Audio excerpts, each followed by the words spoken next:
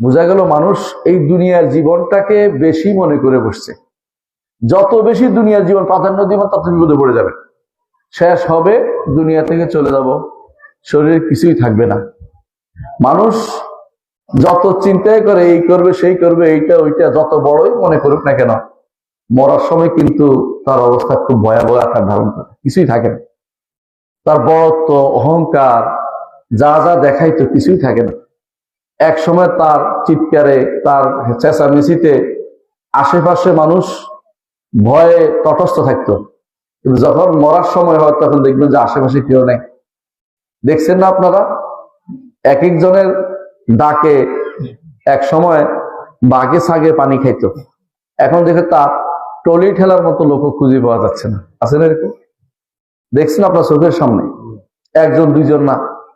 বোঝা গেল মানুষ এই দুনিয়ার জীবনটাকে বেশি মনে করে বসছে।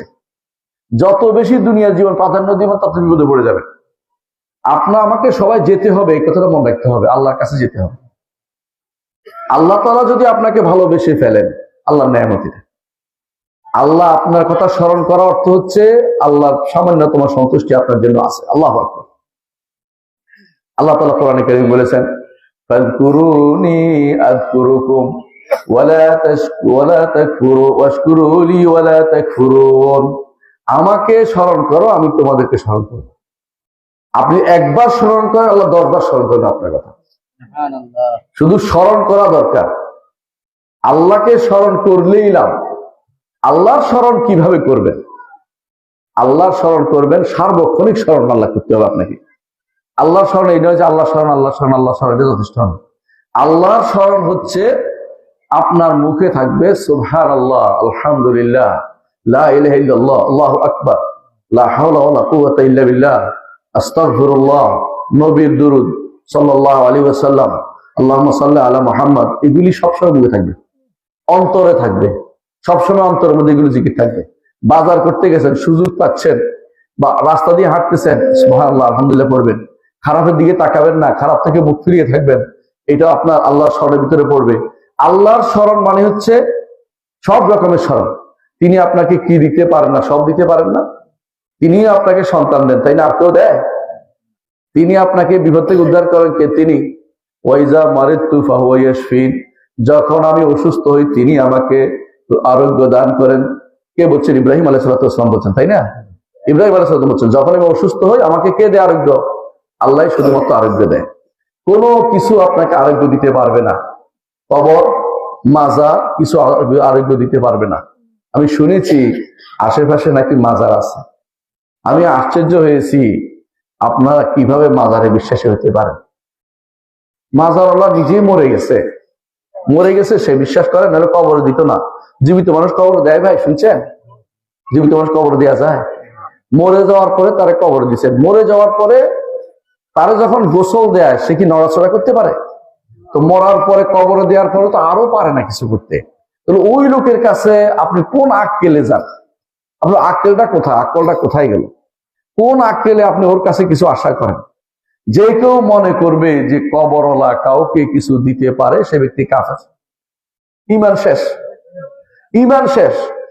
যে ব্যক্তি মনে করে যে কবরওয়ালার কাছে কিছু একটা আমি মান্যত করলে আমার উপকার হবে, সে ব্যক্তি কাফের হয়ে গেছে।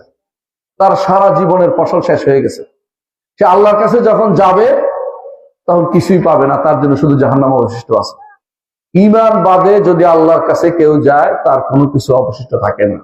ঈমান নিয়ে কবরে যেতে হবে। ঈমান কবরে আছে, ঈমান নিয়ে কবরে গেছেন, গুনাহ আছে, অন্তত বিভিন্ন কারণে গুনাহ মাফ হয়ে যাবে। একটা ঈমানদারের গুনাহ কি কি কারণে মাফ হয় জানেন তো? একটা ঈমানদারের গুনাহ মাফ হয় তওবা করলে, ইস্তেগফার পড়লে, রোগ শোক হইলে, এবং বড় নেক কাজ করলেও গুনাহ মাফ হয়। যেমন হজ করলে গুনাহ মাফ হয়, সালাতের দিকে হেঁটে গেলেও গুনাহ মাফ হয়, যখন ওযু করেন তখন গুনাহ মাফ হয়। অর্থাৎ নেক আমলের কারণে গুনাহ মাফ হয়। 4টা জিনিস বলছি, ঈমানদারের গুনাহ মাফ হয় দুনিয়াতে 4টা জিনিসে, জীবিত অবস্থায় 4টা জিনিসে। একটা হলো তওবা করলে, ইস্তেগফার করলে, ক্ষমা চাইলে। তওবা তো বুঝছেন, ফিরে আসছি, আমি আর যাব না ওই জায়গায়। তওবা তো ফিরে আসছি, আর ইস্তেগফার তো মুখে বলছি। আর তওবা আপনাকে অন্তরে, মুখে, কর্মকাণ্ডে সব দিক দিয়ে করতে হবে। সব রকমের। আর মুখে ইস্তেগফার, আল্লাহ আমাকে ক্ষমা করো, আল্লাহ আমাকে ক্ষমা করো, আল্লাহ আমাকে ক্ষমা করো বলতে পারেন। সালাতের মধ্যে আপনি বলেন, এবং সালাতের মাঝখানে আপনি বলেন, শেষ বৈঠকে বলেন আল্লাহুম্মা গফিরলি, বলেন না? আমরা সবাই বলি এটা। এবার তো আল্লাহ আমাকে ক্ষমা করে দাও। আল্লাহ যদি ক্ষমা করেন দুনিয়ার বুকে আপনাকে, এই 4টি কারণে ক্ষমা করে, তওবা করলে আর কি ইস্তেগফার করলে, নেক আমল করলেও ক্ষমা করে দেয়। আল্লাহ বলছে ইন্নাল হাসানাতি ইউযহিবুনাস সাইয়্যাত। যখন আপনি নেক আমল করবেন আপনার গুনাহ সমূহ ক্ষমা হতে থাকবে। যখন মসজিদ দিকে হেঁটে যাবেন আপনি বিশ্বাস রাখবেন, এটা বিশ্বাস না করলে পাবেন না, যে এক কদমে আমার গুনাহ মাফ হচ্ছে, আরেক কদমে আল্লাহর কাছে আমার মর্যাদা বাড়ছে, আরেক কদমে আমার জন্য আল্লাহ তাআলা আরেক কদমে আল্লাহ তাআলার কাছে আমার সম্মান বাড়তেছে।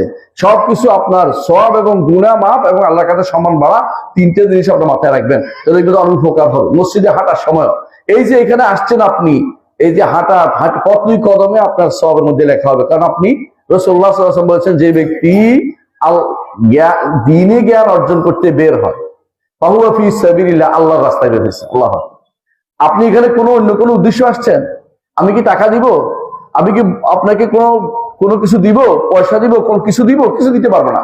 আমি কোনো নেতাও না যে আপনাকে কিছু দিব। আপনি শুধু দিন শিখতে আসছেন, দিন জানতে আসছেন, এই তো।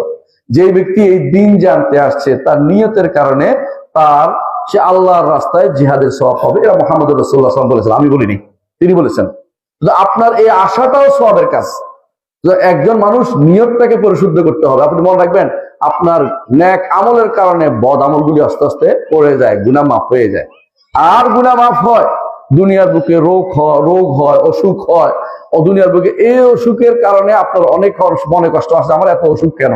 কিন্তু আপনি কি জানেন, রাসূলুল্লাহ সাল্লাল্লাহু আলাইহি ওয়াসাল্লাম বলেছেন যে দুনিয়ার বুকে আল্লাহ তাআলা কাউকে অসুখ দিয়ে একেবারে পরিচ্ছন্ন করে কবর নিয়ে যায়, আর কোনো গুনাহ নাই। ইমানদার হইলে তাকে এটা করে।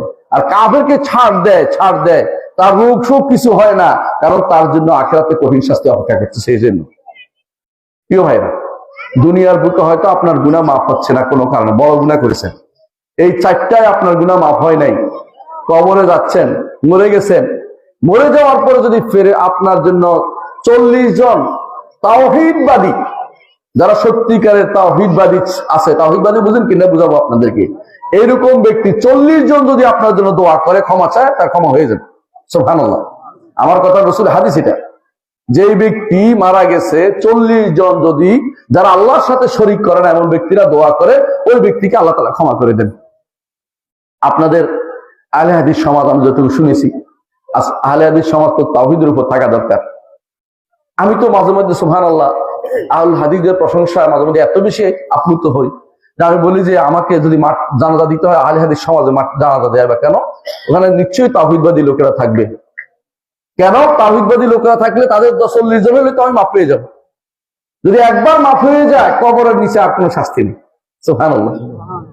তাহলে আপনি তাওহীদবাদী কিন্তু আপনাকে হতেই হবে, নইলে আপনার দ্বারা কোনো উপকার কেউ পাবে না, আপনিও কোনো উপকার পাবেন না। তাওহীদটা আপনাকে শিখতে হবে। যদি আপনি মনে করেন যে আপনার কোনো আল্লাহ ছাড়া কেউ আপনার ভালো মন্দ করার অধিকার রাখে, কেউ করতে পারে, তাহলে আপনি কিন্তু ঈমান নাই, আপনি চিরস্থায়ী জাহান্নামী হয়ে গেছেন। আবার ফিরে আসতে হবে তওবা করে, যে আমি ভুল বুঝেছিলাম, এই কবর, এই মাজার, এই অমুক, এই গাছ, এই ফকির বা এরা কিছু আমার উপকার করতে পারে না। আমার উপকার একমাত্র আল্লাহই করতে পারে, আর কেউ করতে পারে না। আল্লাহ তাআলা তার নবীকে কি বলেছেন? কুল ইন্নী লা আমলিকু লাকুম দাররান ওয়ালা রাশাদা। হে নবী, আপনি বলে দিন, আমি তোমাদের ভালো মন্দ কোনটা করার ক্ষমতা রাখি না। নবী যেখানে রাখে না, এখানকার মানুষগুলি কে করতে পারে আমাকে বলেন তো? দুনিয়ার মানুষ আপনার উপকার করতে পারে মাত্র যেই ব্যক্তি 3টা গুণ আছে তার, সে ব্যক্তি শুধু আপনার উপকার করতে পারে। 1 নম্বর হচ্ছে জীবিত, 2 নম্বর হচ্ছে উপস্থিত, 3 নম্বর হচ্ছে সক্ষম। এই 3টে গুণ না থাকলে আপনার উপকার করতে পারে না। কথা বুঝছেন কিনা? আমি যদি বলি ভাই আমাকে পানি দেন, আপনি সামনে আছেন, উপস্থিত, পানি আপনার কাছে থাকলে দিতে পারবেন, এবং আপনি জীবিত হলে দিতে পারবেন। মরা মানুষ উপস্থিত থাকলে তো আপনার উপকার করতে পারবে না। তো 3টে গুণ না থাকলে দুনিয়ার কারো কাছে আপনি চাইতে পারেন না। চাইলে পুরো মানুষ বেকুব করবে, তুমি কি বেকুব নাকি? ও তো মরে গেছে, ও কি দিবে? অথবা ওর কাছে নাই, তোমার কি দিবে? তুমি ওর কাছে কেন চাচ্ছ? ওর কাছে এটা নাই, ও কেউ তোমার কি দিবে? অথবা সে বলবে যে সে তো অনুপস্থিত, তার কাছে কেন চাচ্ছ? এই জন্য কবরওয়ালা কিছু দিতে পারে না। আরে ভাই কবর নয় শুধু, সুবহানাল্লাহ। আমি একবার গিয়েছিলাম শাহজালালের ওখানে গেছিলাম, দেখলাম নিচে মানুষ অনবরত তার গজার মাছের খাওয়াচ্ছে, মুড়ি খাওয়াচ্ছে, ওইটা খাওয়াচ্ছে, ওইটা খাওয়াচ্ছে। আমি কি জন্য ভাই? মান্নত করছে। আপনি কি জানেন এই মান্নত করছে তার ইমান শেষ হয়ে গেছে? এই মানত করার কারণে ইমান শেষ হয়ে গেছে। কারণ মানত কার জন্য হবে? একমাত্র আল্লাহর জন্য। মানত পুরা যদি করেন তো সওয়াব হবে, না হলে গুনাহ হবে। কিন্তু অন্য কারোর জন্য মানত করলে ইমান শেষ। আর কারোর জন্য মানত করতে পারবেন না। জবাই কার জন্য হবে? আল্লাহর জন্য। অন্য কাউকে খুশি করে জবাই করলে আপনি সব শেষ। আপনি কবরে একটা ছাগল মানত করছেন, অথবা কবরে একটা কিচ্ছু না, একটা টাকা মানত করছেন, একটা টাকা দিচ্ছেন, ইমান শেষ হয়ে গেছে।